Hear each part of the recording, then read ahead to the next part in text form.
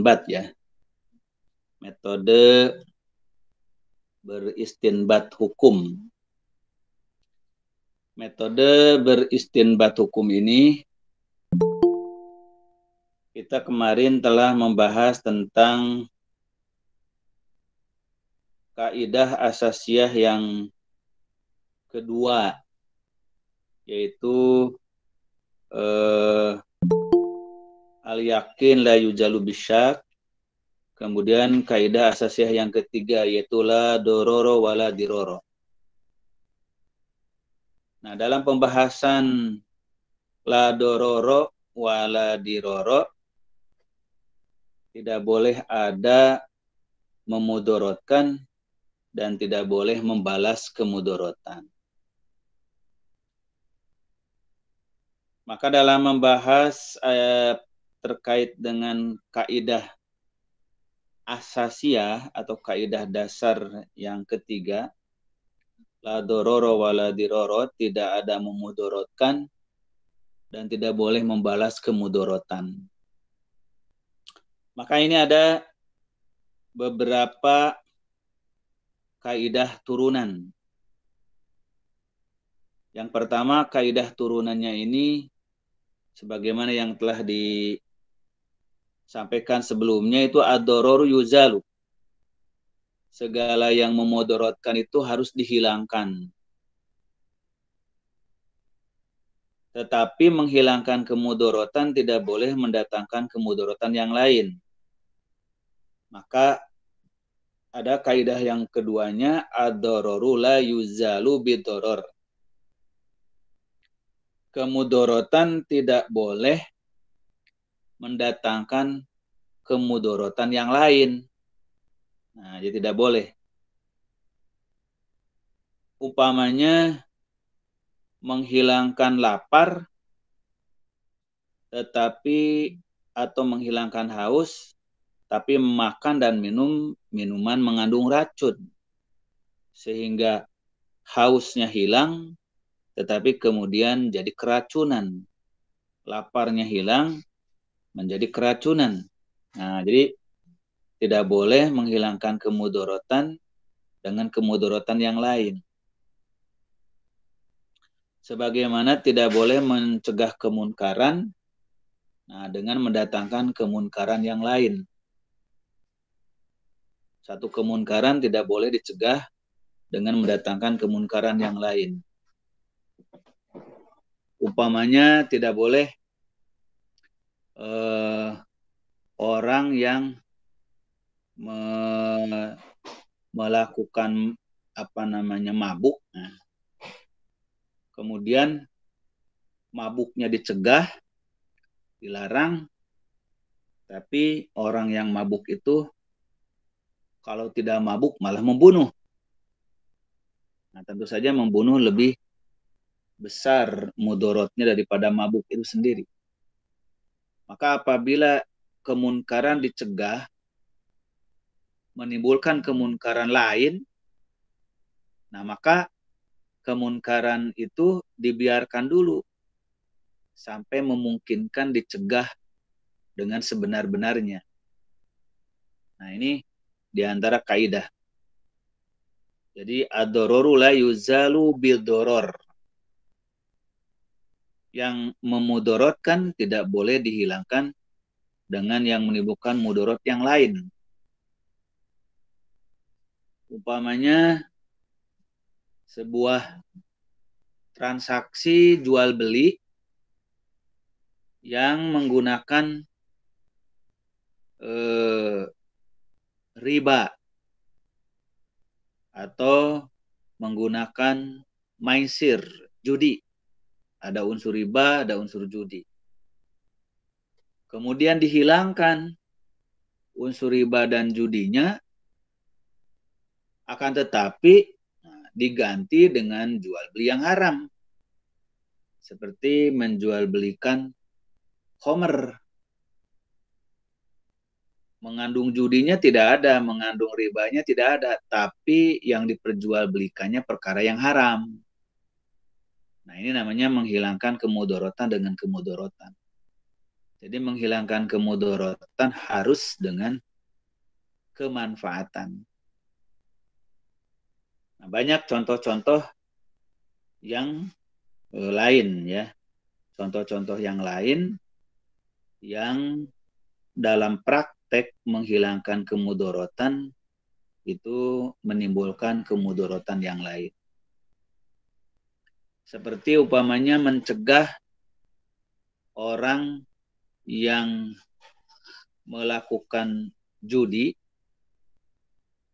dengan berhenti judinya tetapi disuruh mabuk-mabukan. Nah, tentu tidak boleh. Seperti orang dilarang melakukan ibadah yang bid'ah, umpamanya menyelenggarakan sholat nisfu Sya'ban atau perayaan-perayaan keagamaan yang tidak ada sunahnya. Tetapi dia malah meninggalkan sholatnya. Akhirnya sholat yang tidak sunnah ditinggalkan, sholat yang wajib pun ditinggalkan. Seperti orang yang dilarang mengkhususkan membaca surah Yasin malam Jumat, akhirnya dengan tidak membaca surah Yasin di malam Jumat, di malam-malam yang lain juga tidak membaca, akhirnya tidak membaca Quran sama sekali.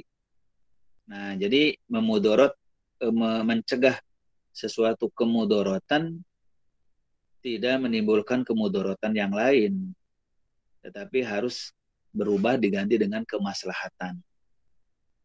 Itu kaidahnya ya. Kemudian yang ketiga, kaidah turunan atau kaidah rincian dari kaidah dasar, kaidah asasiyah la dororo wala diroro, yaitu ad-daruratu tubihul mahdurat. Kemadorotan itu jadi membolehkan perkara yang tadinya dilarang. Yang terlarang, mahdurat. Ad-daruratu tubihul mahdurat. Kedaruratan membolehkan apa yang tadinya dilarang. Contohnya makan bangkai, kemudian minum khamr, kemudian makan babi, jelas itu adalah perbuatan yang mahdurat, perbuatan yang diharamkan, dicegah, perbuatan yang dilarang oleh ajaran Islam ya, secara larangan yang tegas, yang jelas. Nah, tetapi dalam kondisi darurat itu menjadi diizinkan. Jadi kondisi darurat mengizinkan perkara yang dilarang. Karena kalau orang itu tidak makan, sedangkan makanan yang ada adalah tinggal satu-satunya makanan yang haram, maka ia akan mati. Nah, maka kelaparan yang sangat mengancam kematian itu darurat yang berat. Maka kondisi darurat yang berat ini membolehkan apa? Membolehkan adanya pengecualian. Jadi dibolehkan, yang diharamkan menjadi diizinkan karena adanya darurat. Sebagaimana dalam Al-Quran, pamanid turro goyro bagin wala adin fala isma alaih. Siapa yang terpaksa ya, itu kan terpaksa.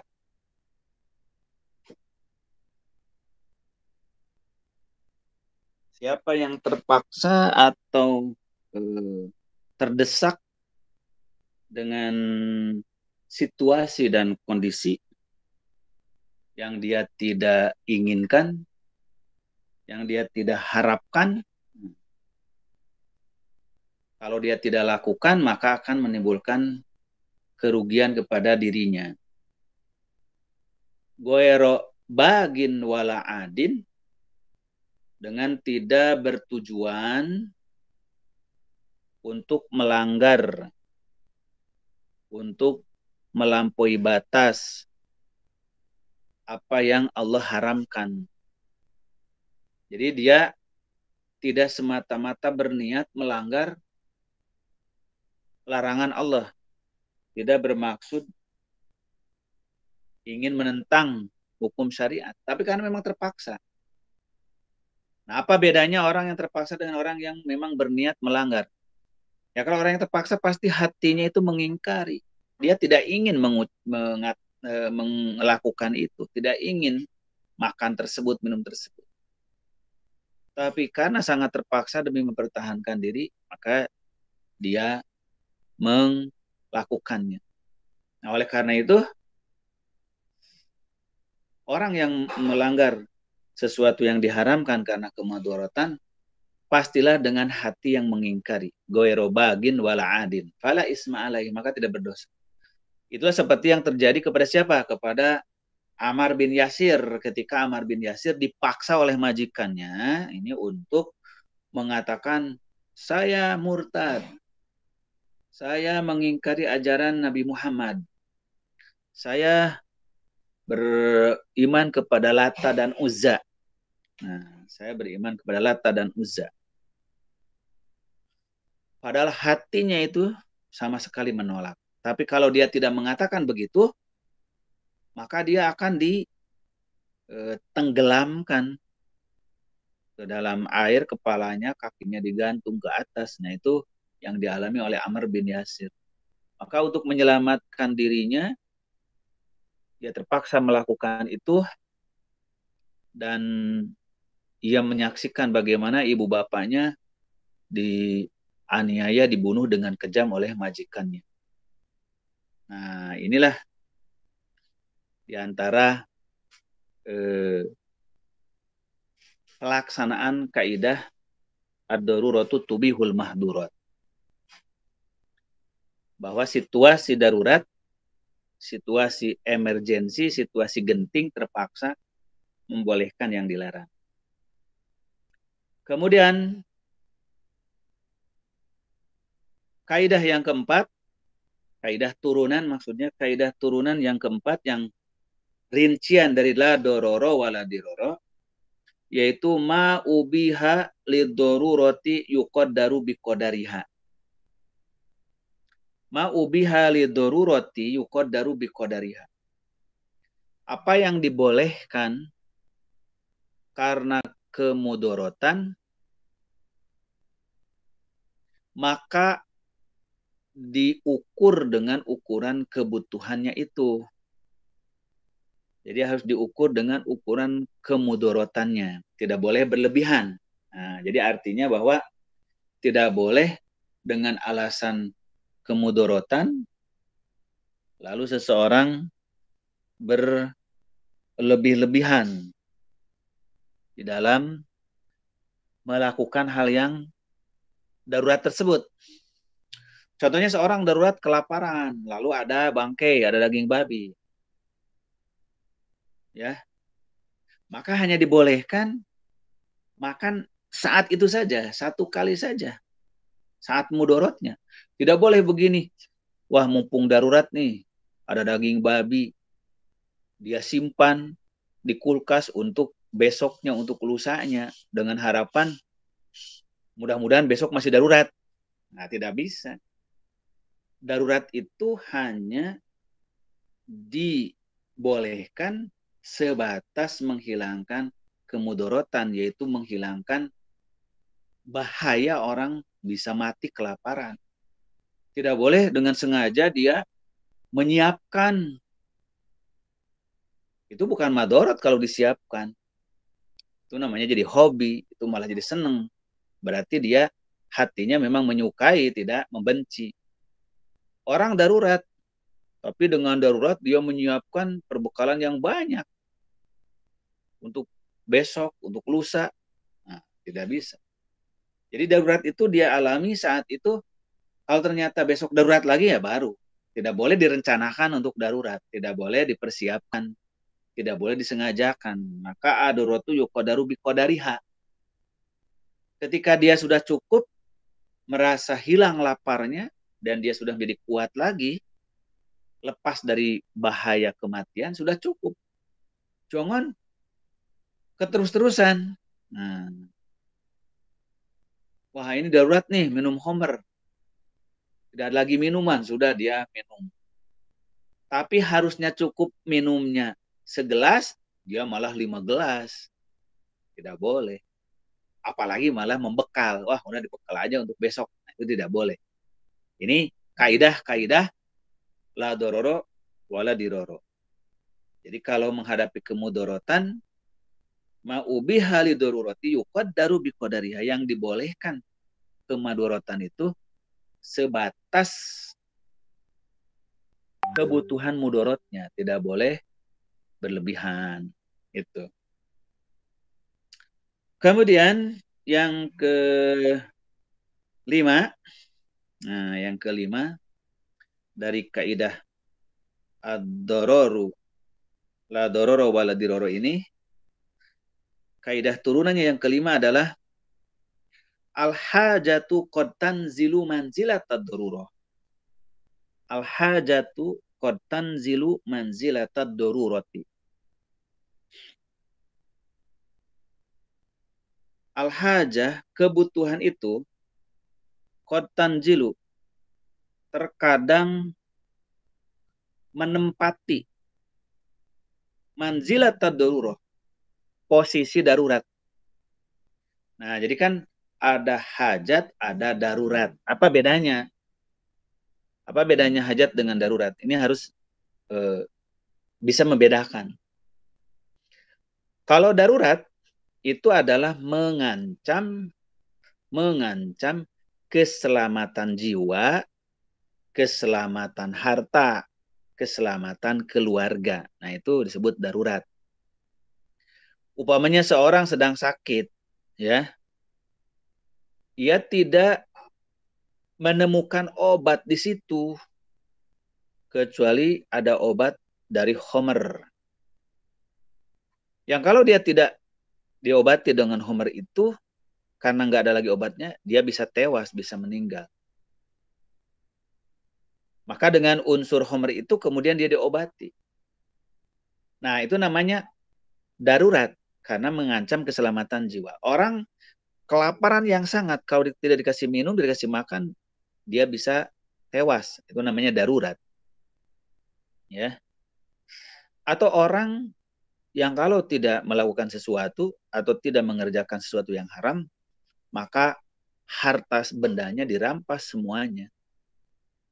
Keluarganya ditawan, dianiaya, dibinasakan. Nah, ini namanya darurat. Tetapi ada yang tidak sampai kepada darurat, tetapi hanya hajat, kebutuhan. Seperti kebutuhan transaksi, ya, ekonomi. Itu namanya hajat. Orang umpamanya sekarang menjadi hajat, menjadi kebutuhan. Memiliki umpamanya ATM, memiliki kartu e-money, e-tol, memiliki kartu vaksin, memiliki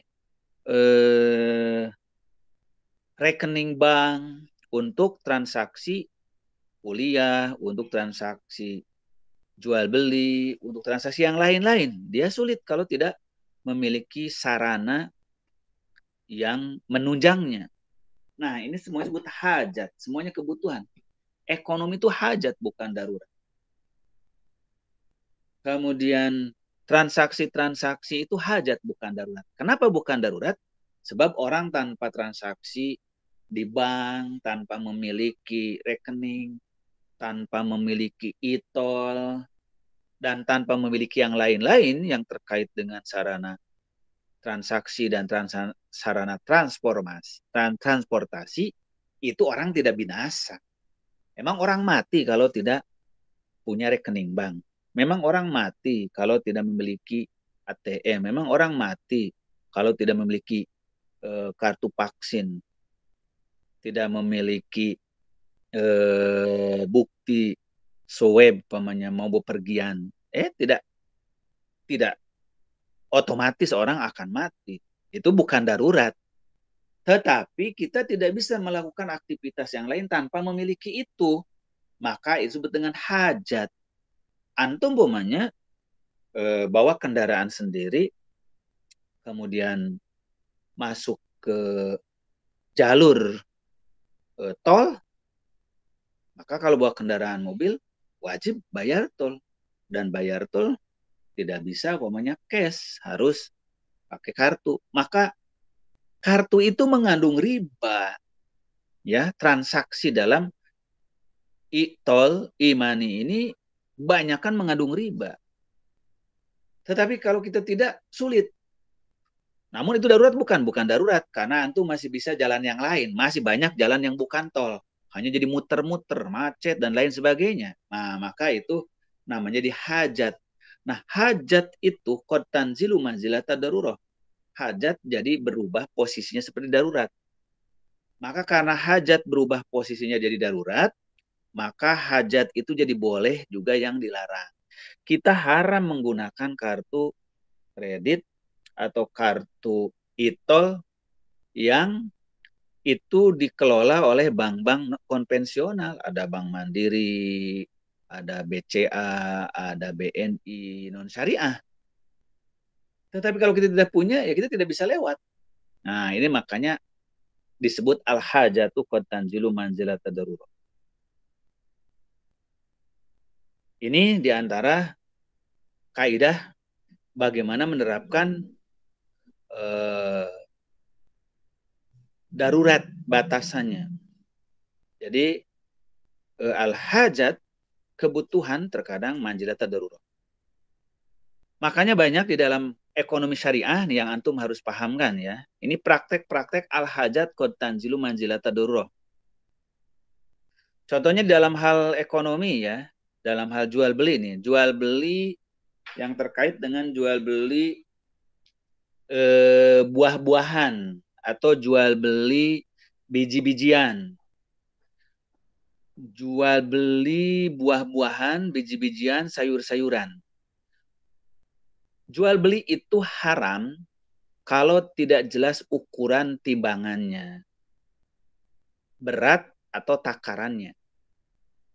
Maka segala sesuatu jual beli harus ditakar, harus ditimbang. Karena harus jelas jumlahnya dan jelas beratnya, baru harganya. Tapi dalam jual beli, nah dalam bisnis perdagangan, para pedagang sulit kalau semua buah-buahan, semua biji-bijian, kemudian ubi-ubian, semuanya harus ditimbang, ditakar secara detil. Maka timbul sistem jual beli atau transaksi yang ditaksir. Taksir itu perkiraan. Yang sistem borongan, umpamanya begini, buah mangga yang masih di pohonnya, dia lihat bagaimana tingkat kelebatan satu pohon itu. Maka harusnya buah mangga itu dipetikin dulu semuanya, dipanen dulu, kemudian ditimbang di kilo. Per kilonya berapa baru dibayar. Namun kalau itu dilakukan, ini akan menyulitkan bagi si pembeli. Kenapa? Karena kalau buah-buahan itu diturunkan semuanya, ya, tentu akan terjadi kewalahan di dalam pemasarannya. Maka akan banyak kerugian bagi si pembeli ini. Dalam pemasarannya banyak yang busuk karena kelamaan. Maka akhirnya dia beli secara borongan di pohon itu satu kebun. 1 hektar pamannya berapa ratus pohon. Satu pohon rata-rata berapa. Lalu dia borong semuanya, dia beli semuanya, lalu dipanen secara bertahap untuk dipasarkan. Karena yang namanya buah-buahan itu jarang yang matangnya itu sekaligus semuanya. Karena tumbuhnya juga dan munculnya kan beda-beda. Nah, maka oleh ajaran Islam jadi dibolehkan jual beli sistem taksiran, sistem borongan, yaitu pohon yang berbuah dibeli buahnya masih di pohon. Tetapi pakai syarat. Apa syaratnya kata Rasulullah? Yaitu buah-buahan itu sudah tua, tidak boleh baru bunga atau masih kecil. Tapi harus sudah selesai proses pertumbuhannya, kematangannya. Pisang sudah matang di pohonnya, mangga sudah matang. Dalam pengertian sudah tua, ya sudah tua, sudah masa petik. Nah, beras, atau gabah ya di sawah, padi, gandum, jagung, cengkeh, boleh. Padahal itu jelas mengandung unsur yang haram. Apa unsur haramnya? Pertama, adanya jahalah. Jahalah itu apa? Yaitu ketidakjelasan jumlahnya, takarannya, beratnya, timbangannya. Kemudian adanya resiko, bisa jadi terjadi kerusakan, yaitu munculnya hama atau wabah sebelum dipetik. Maka asalnya itu haram jual beli taksiran borongan yang ada di pohon. Tapi karena ini hajat hidup manusia, kebutuhan hidup manusia dalam bisnis, ini kalau tidak bisa dilakukan, ini akan menimbulkan kesulitan. Nah, kesulitan ini bukan darurat. Kenapa bukan darurat? Karena orang bisa tanpa bisnis itu juga dia tidak mati, tidak sekarat, tidak celaka, kan tidak. Maka yang seperti ini bukan mudorot, bukan darurat, tapi hajat. Tapi hajatnya ini tanzilu manzilat darurat. Kebutuhannya ini menempati posisi darurat. Maka hukumnya jadi boleh. Akhirnya Rasulullah mengizinkan kan menjual buah-buahan yang sudah tua di pohonnya diborongkan sebelum dipetik. Begitu pula umpamanya biji-bijian, kacang-kacangan yang tertanam di tanah. Seperti orang memborong kebun kacang, kebun apa lagi wortel. Wortel itu kan ada di dasar di tanah, yang kelihatan di atas hanya daunnya. Nah, kalau wortel itu dicabutin semuanya sekian hektar sekaligus, kemudian ditimbang, maka tentu saja itu akan terjadi proses pembusukan. Maka dia cukup mengambil sampelnya dari beberapa pohon wortel itu, sayur wortel itu, lalu dibayar secara borongan, secara sekaligus taksiran. Ini sekian hektar, per hektarnya rata-rata sekian pohon wortel, lalu dibayar. Nah, tentu ada kurang lebihnya.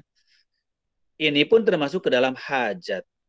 Karena kalau tidak bisa yang seperti itu diizinkan oleh syariat, akan terjadi kesulitan dalam transaksi bisnis bagi para pedagang. Maka dengan keluasan ajaran Islam, hal-hal seperti itu jadi diizinkan. Kenapa diizinkan? Inilah melalui kaidah yaitu al-hajat qad tanzilu manzilatad darurah. Kemudian yang keenam, nah ini yang keenam dari pecahan atau turunan la dororo wala diroro. Apa itu? Kaidah yang keenamnya yaitu ida ta'arodo mafsadatani ru'iya a'domuhuma dororon bi irtikabi akhofihima. Ida ta'arodo mafsadatani, jika ada dua kerusakan, jika ada dua keburukan, maka harus dihindarkan keburukan yang paling besar. Ru'iya a'domuhuma dororon bi irtikabi akhofihima. Dihindarkan kemudorotan yang lebih besar, mengambil kemudorotan yang lebih kecil. Nah, ini sangat penting, kaidah-kaidah muamalah Islam, kaidah-kaidah hukum ekonomi syariah. Jika ada dua kemudorotan ya, yang tidak bisa dihindarkan, maka ambillah kemudorotan yang lebih kecil untuk menghindari kemudorotan yang lebih besar. Nah ini kalau untuk contoh kecilnya gini, contoh sederhananya, nah, antum umpamanya mau nyebrang sungai ya, mau nyebrang sungai yang deras. Kemudian ada dua jembatan. Jembatan yang satu itu di seberang jembatannya itu ada apa? Ada buaya yang besar. Ya. Jembatan yang satunya lagi, di ujung jembatannya ada ular yang kecil. Nah, tentu saja antum akan memilih menyeberang ke jembatan yang ada ular kecil. Karena perhitungan antum, kalaupun dipatuk ular yang kecil itu, masih bisa melawan daripada diterkam buaya. Karena buaya terlalu besar. Nah, itu namanya menghadapi dua kondisi darurat. Ya, dua kondisi mudorot. Begitu pula apabila seseorang menghadapi dua keharaman, yang satu haramnya besar, yang satu haramnya kecil. Umpamanya riba, ada riba yang besar, itu riba nasi'ah. Nah, ada riba yang kecil. Riba yang kecil, riba fuduli. Riba nasi'ah adalah riba di dalam konteks pinjam-meminjam. Di mana meminjam, kemudian dikembalikan dengan perjanjian lebih besar dalam tempo batas waktu tertentu. Nah, itu namanya riba nasi'ah, riba yang besar. Ada riba yang kecil, riba fuduli. Yang dikategorikannya adalah makruh mendekati haram. Seperti jual beli benda yang sama dengan dilebihkan. Yaitu menukar emas dengan emas tapi dilebihkan. Atau salah satunya tangguhkan. Perak dengan perak tapi dilebihkan. Atau menjual beras dengan beras, gandum dengan gandum, kurma dengan kurma, dengan beda takaran, itu riba. Tetapi ribanya tidak sebesar riba hutang piutang yang ditangguhkan dengan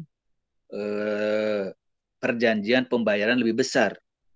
Maka kalau suatu saat tidak bisa dihindari dua-duanya, maka diambil yang lebih kecil. Nah, itulah sebut dengan kaidah idza ta'arada mafsadatani ru'iya a'dhamuhuma dararan bi irtikabi akhafihima. Nah, kaidah ini banyak sekali dipraktekkan dalam kita menghadapi berbagai macam problema kehidupan, ya.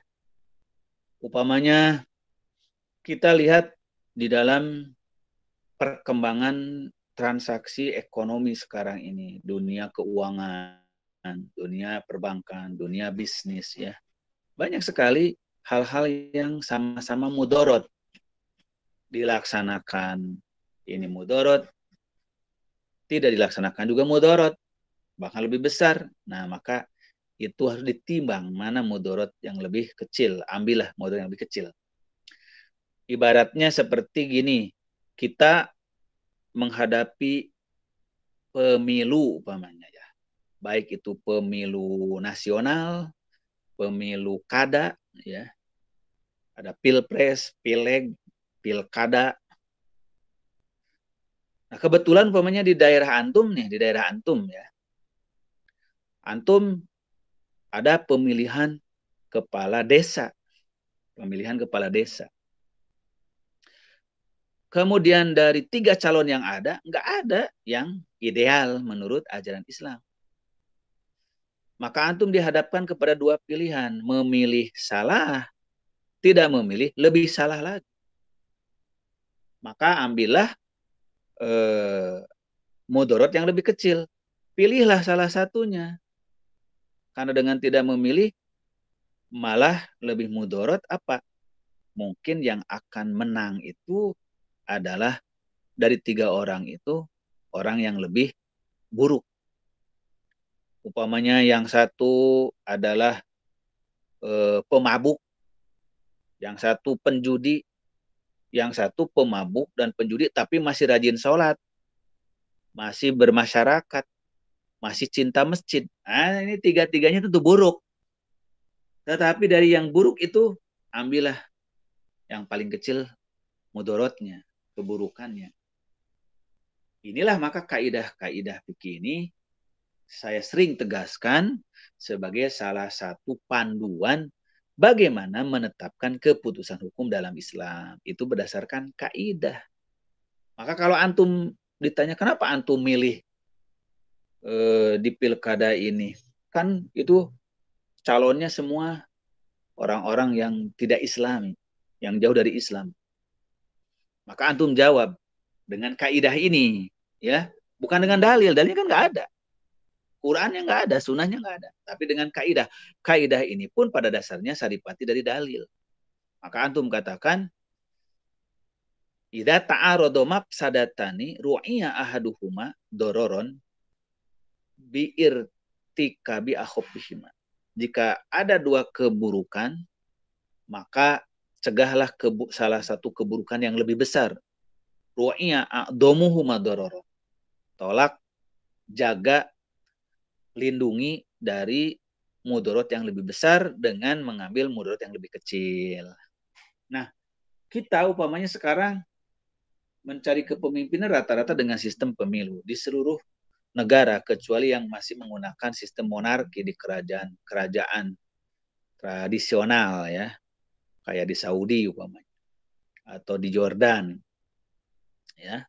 Nah, kalau umpamanya di suatu negeri yang kepemimpinannya itu dipilih, kita pasti akan menghadapi banyak pemilihan. Tetapi mudorot adanya pemilihan itu lebih kecil dibanding dengan mudorot perebutan kekuasaan dengan peperangan.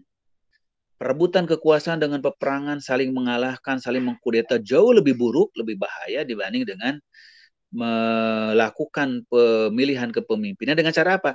Dengan cara pemilu 5 tahun sekali. Kalau dia soleh 5 tahun. Kalau dia jahat pun 5 tahun. Maka lebih kecil mudorotnya daripada kepemimpinan itu diperebutkan melalui saling kudeta seperti zaman dulu.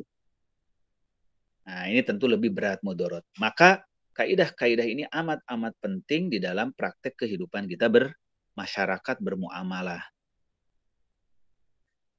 Kemudian yang terakhir, nah ini yang ketujuh. Nah, yang ketujuh ya.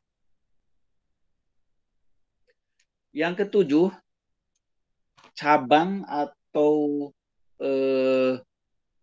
pecahan atau turunan dari la dororo wala diroro, yaitu adalah darul mafasid muqaddamun ala jalbil masolih. Apa artinya? Darul mafasid menolak keburukan, ya, menolak kerusakan harus didahulukan daripada mencari kemanfaatan. Jadi kalau dalam satu situasi tadi dua-duanya mudorot, ya. Nah, dua-duanya mudorot. Tetapi mudorot yang satu besar, mudorot satu kecil. Ambillah mudorot yang kecil. Bagaimana Ustaz kalau tinggalkan dua-dua mudorot? Ya bagus kalau bisa tinggalkan. Ini kan dalam konteks tidak bisa ditinggalkan salah satu. Nah, yang bisa ditinggalkan ini dalam konteks yang kaidah ketujuh, yaitu darul mafasid muqaddamun ala jalbil masolih. Jadi menolak keburukan, kerusakan harus didahulukan daripada mengambil manfaat. Nah, ini mah contohnya begini. Ada seorang harus memilih dua pilihan yang sama-sama sulit. Umpamanya kalau kita contohkan kepada apa namanya kepada makanan. Nah, pada makanan. Kalau di hadapan kita ada dua makanan yang sama-sama haram, maka tidak ada pilihan kecuali makan yang haram. Maka ambillah makanan yang haram kecil akibatnya. Umpamanya meminum homer dengan makan bangkai atau makan daging babi. Jelas makan daging babi lebih kecil mudorotnya daripada minum homer. Maka makan daging babi daripada minum homer gitu. Sama-sama darurat. Yang kedua, nah, ini kita ada minuman homer. Ada minuman homer. Dalam homer itu mengandung umpamanya minumannya itu multivitamin. Oh, jadi minuman multivitamin yang sangat menyegarkan, sangat menyehatkan, tapi ada homernya. Yang satu lagi hanya minumannya air putih biasa atau air teh tawar. Ya. Nah, antum ini butuh umpamanya minuman yang bervitamin. Antum butuh minuman yang bergizi, yang mengandung nutrisi tinggi. Tetapi sayang, itu ada homernya, ada alkoholnya. Sedangkan di sisi lain, hanya gelas berisi air putih, air teh tawar. Maka antum dihadapkan kepada dua pilihan. Yang satu, yang haram tetapi besar sekali manfaatnya. Yang satu lagi, halal, tapi kecil saja manfaatnya, hanya menghilangkan haus. Maka mana yang harus antum pilih? Maka dalam kaidahnya tetap harus memilih yang sedikit manfaatnya tetapi tidak mengandung keharaman, tidak mengandung darurat. Daripada mengambil manfaat namun di dalamnya ada keharaman. Nah, karena ini ada pilihan. Pilihan yang halal dengan pilihan yang haram. Yang haram banyak manfaatnya, yang halal kurang manfaatnya. Mending mengambil halal kurang manfaat daripada mengambil yang banyak manfaat tapi haram. Itu kaidahnya. Sangat-sangat penting dalam Islam ini memahami kaidah itu. Ada dua calon pemimpin. Yang satu adalah orang kafir, ya. Tetapi yang kafir ini adalah cekatan, cerdas gitu. Kemudian pandai sekali membangun, pandai sekali menggerakkan massa. Tetapi kalau dia jadi pemimpin, dia akan memurtadkan umatnya. Memang masyarakat jadi maju umpamanya. Lingkungan jadi berkembang, sejahtera, ya. Tetapi dia orang kafir, pintar memimpinnya. Yang satu lagi, dia adalah orang mukmin, tidak terlalu pandai memimpinnya, tapi dia mampu menjalankan agamanya, mengayomi masyarakat, membendung akidah umat.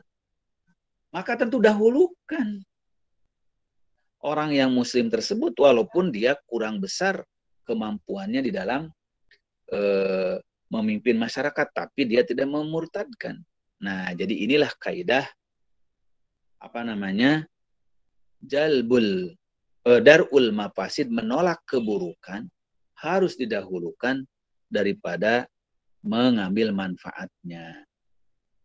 Contoh yang lain, antum sedang dalam keadaan sakit. Nah, antum dalam keadaan sakit. Lalu ada dua obat. Obat yang satu, nah ini obat herbal yang murni.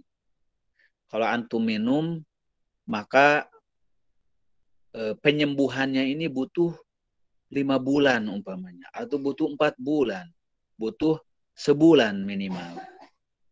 Sedangkan yang satu lagi, obat ini, obat yang sangat mujarab, obat yang sangat paten. Kalau antum minum, antum konsumsi, itu bisa sembuh dalam hanya 7 hari, dalam 10 hari. Tapi sayang obat ini dicampur, diracik dengan apa? Diracik dengan yang haram. Dengan enzim babi, atau dengan darah. Maka mana yang harus dipilih? Maka menolak kemudorotan lebih baik mengambil manfaat. lebih didahulukan daripada mengambil manfaatnya. Walaupun di obat tersebut mengandung manfaat yang banyak, mempercepat kesembuhan, tapi ada yang haramnya. Maka menolak yang haram didahulukan daripada mengambil manfaatnya. Maka kita ambil obat yang halal walaupun proses penyembuhannya cukup lama. Ini kaidah-kaidah yang sangat penting ya di dalam kita menerapkan ajaran Islam. Karena ternyata banyak aspek-aspek kehidupan kita yang tidak bisa diselesaikan, tidak bisa dijawab, tidak bisa dihukumi semata-mata langsung dengan teks dalil Al-Quran ataupun hadis Nabi Shallallahu Alaihi Wasallam. Nah, maka inilah kaidah-kaidah yang sudah kita pelajari untuk membuka cakrawala pemahaman antum di dalam mengambil suatu istinbat, suatu keputusan kebijakan. Dan itu semua orang akan mengalami situasi itu. Walaupun tidak mesti sama persis di dalam hal apa? Di dalam hal konsep hukum. Jadi hukum Islam itu bukan hanya masalah makanan, minuman, ibadah ya, tapi juga termasuk di dalamnya antum mengambil keputusan ya, mengambil kebijakan di dalam segala aspek. Ketika antum umpamanya memilih bidang studi kuliah, ketika antum memilih calon istri, calon suami, ketika antum memilih pekerjaan, ya, ketika antum memilih profesi, ketika antum memilih sikap hidup, mengambil pilihan, merancang tentang masa depan antum, rencana-rencana antum, itu semuanya menggunakan kaidah-kaidah ilmiah. Dan Islam telah mengajarkan itu. Jangan sampai kita mengambil langkah sesuatu tidak berdasarkan kaidah-kaidah ilmiah. Nah, ini penting. Saya kira untuk pembahasan pada kali ini ya, sampai di situ dulu. Nah, silakan di antara antum apabila ada hal-hal yang ingin ditanyakan. Ini saya kira bisa menjadi isu dan tema yang menarik ya untuk didiskusikan. Namun sebelumnya saya ingin mengabsen dulu yang hadir pada pagi ini ya. Dari mulai siapa ini? Muhammad Azam. Hadir ya Muhammad Azam. Alhamdulillah. Rifki. Rifki masih menyimak tidak? Rifki. Masih menyimak, Ustaz. Alhamdulillah. Salahuddin. Salahuddin. Masih menyimak. Kemudian Ahmad Fadil. Ahmad Fadil, mana Ahmad Fadil? Hadir, Ustaz. Alhamdulillah. Anwar Maranaro. Hadir nggak Anwar? Arwan Wabula, hadir nggak Arwan? Hadir, Ustaz. Iya. Citra Salma, hadir nggak? Hadir, Ustaz. Iya, koromis sekali ini Citra. Faiz Ramadan, hadir nggak? Hadir, Ustaz. Imam Haris, hadir? Hadir, Ustaz. Muhammad Hadra, hadir?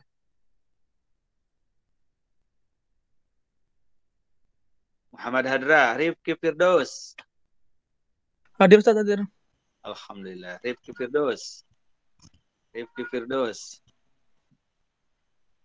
Baik, silakan kalau ada pertanyaan. Silakan, Muhammad Azam. Iya.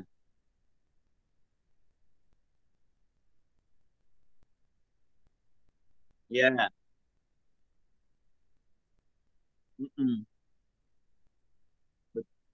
Betul.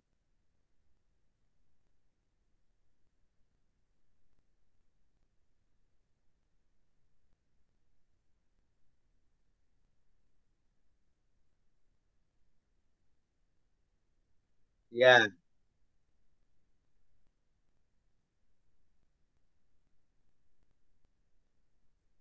ya, ya.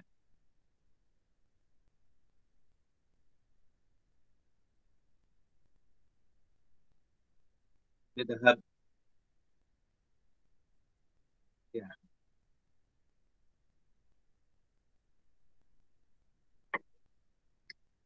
Mm-mm.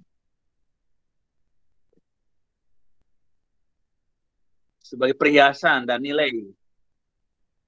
Ya.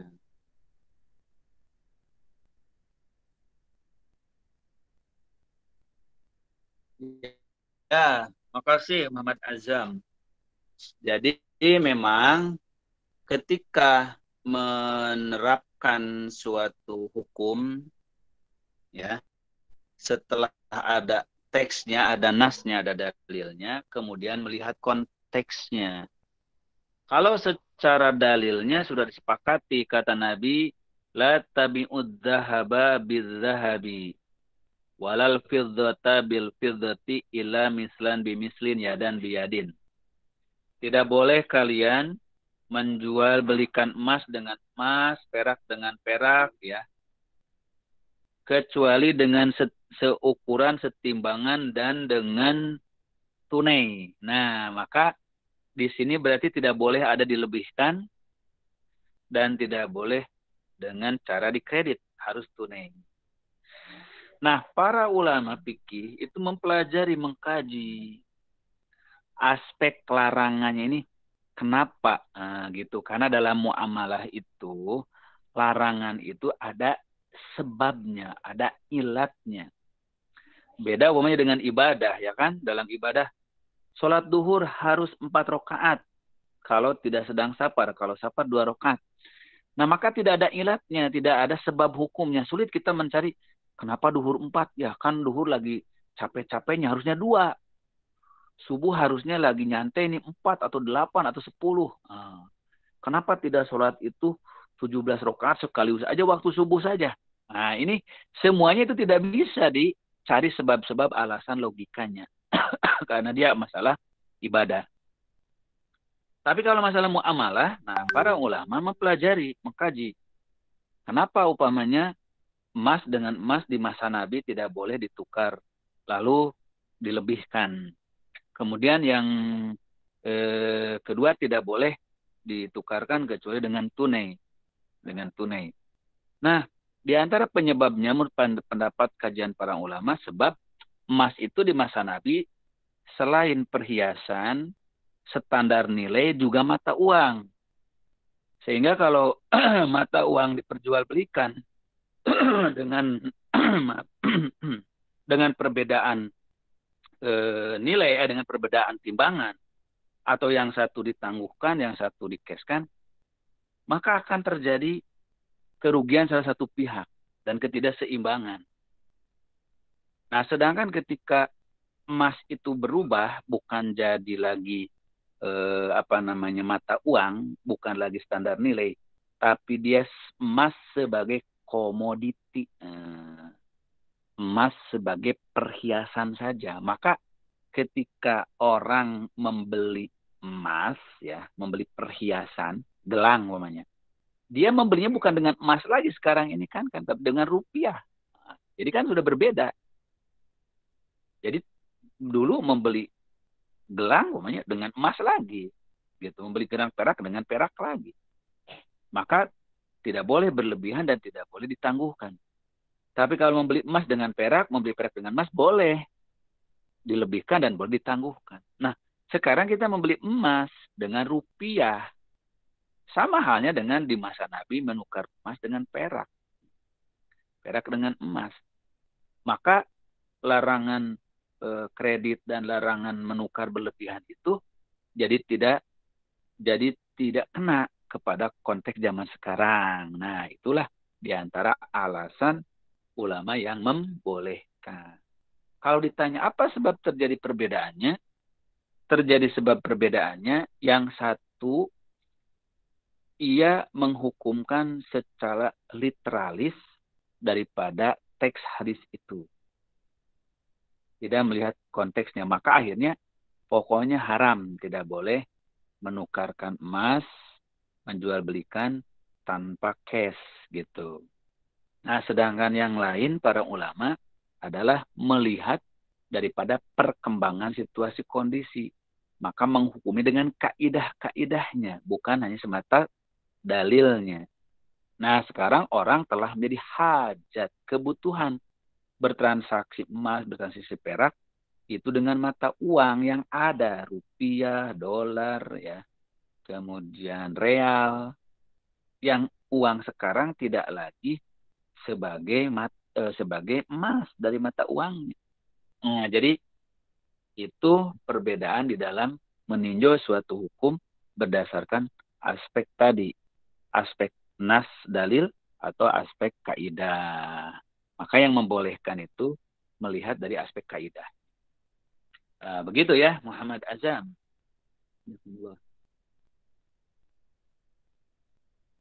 Iya. Iya.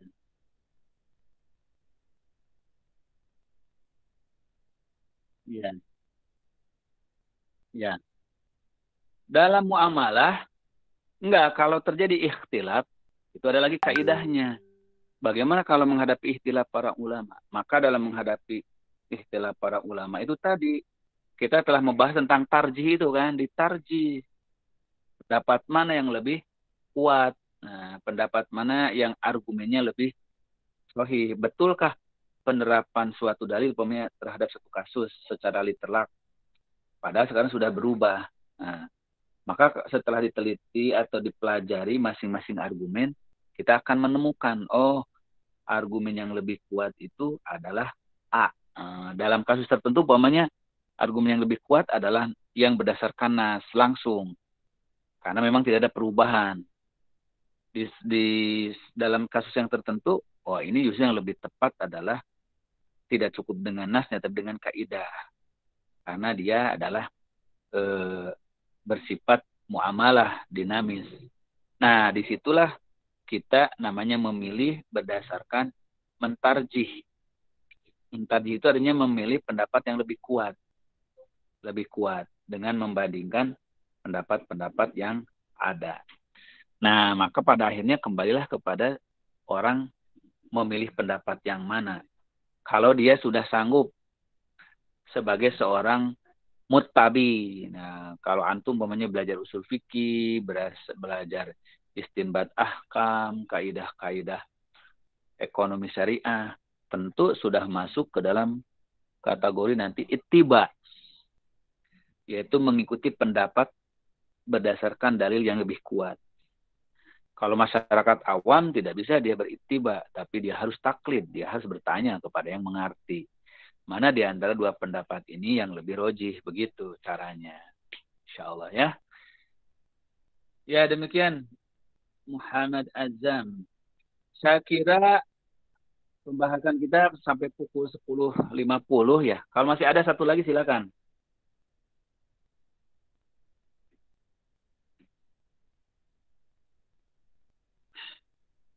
Baik, kalau tidak ada, kita cukupkan sampai di sini. Karena kita tinggal beberapa pertemuan lagi ya. Nanti akan ada semester kita berakhir. Semester genap ini, semester ganjil ini ya. Di bulan Januari ya. Nah, di Desember ini, mungkin akhir Desember sudah hampir habis jumlah semester kita. Di Januari kita bisa memasuki UAS ya, ujian akhir semester. Kemudian kita Februari sudah di akhir Januari sudah masuk semester genap. Saya sangat mengharapkan nanti mudah-mudahan ada waktu-waktu tertentu yang bisa langsung tatap muka ya, tatap muka seiring dengan selesainya semester ganjil memasuki semester genap. Demikian pembahasan kita pada kuliah hari ini. Semoga menjadi tambahan ilmu bagi kita semuanya dan memperluas wawasan serta memperkuat keistiqomahan kita di dalam melaksanakan ajaran Islam. Jazakumullahu khairan ala husni ihtimamikum wa husni istima'ikum wa mutaba'atikum fi hadhil muhadarah al-mubarakah insyaallah.